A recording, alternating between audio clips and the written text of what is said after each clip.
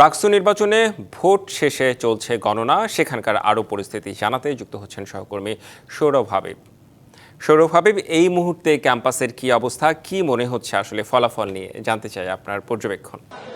রেদওয়ান, আমরা কিছুক্ষণ আগেই যেখানে ফলাফল ঘোষণা করছিল সেখানকার দৃশ্য দর্শকদের দেখিয়েছিলাম এবং সেখানে গণনার প্রস্তুতি চলছে এবং গণনা চলছে এবং ইতিমধ্যে একটি ফলাফল এসেছে আমাদের হাতে। এবং বাইরে আমরা যদি দেখাই যে বাইরে কিন্তু বিপুল সংখ্যক শিক্ষার্থী তারা অবস্থান করছে এবং তারা কিন্তু অপেক্ষা করছে ফলাফলের। জানিয়ে রাখছি যে রাজশাহী বিশ্ববিদ্যালয়ের মন্নুজান হলের ফলাফল আমাদের হাতে এসেছে, এটা ঘোষণা হয়েছে কিছুক্ষণ আগে। এখানে ভিপি পদে পেয়েছে 1000 এবং জিএস পদে তন্নি 912 ভোট এবং এজিএস পদে সাবিনা ইয়াসমিন পেয়েছেন 1005 ভোট। এছাড়া রাকসুতে ছাত্র শিবির সমর্থিত প্রার্থী মোস্তাকুর রহমান জাহিদ 73 ভোট, জিএস পদের সমন্বয়ক সালাউদ্দিন আম্মার পেয়েছেন 841 ভোট এবং 173 ভোট। জিএস পদে সমন্বয়ক সালাউদ্দিন আম্মার পেয়েছেন 841 ভোট এবং ফাহিম রেজা শিবিরের পেয়েছেন 495 ভোট।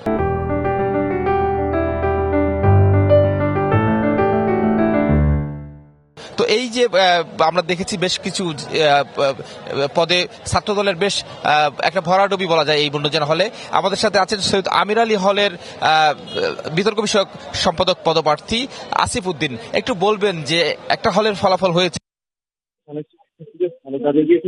শিক্ষার্থীদের ভালোবাসা হবে অনুকরণের সমস্যা আমরা যথেষ্ট ছাত্রদলের ভরাডুবি বলা যাবে না, এখানে মাত্র একটি হলেরই ফলাফল প্রকাশিত হয়েছে মন্নুজান হলে। ছাত্রদলের ভরাডুবি বলা যাবে না, এখানে মাত্র একটি হলেরই ফলাফল প্রকাশিত হয়েছে মুন্নুজান হলের।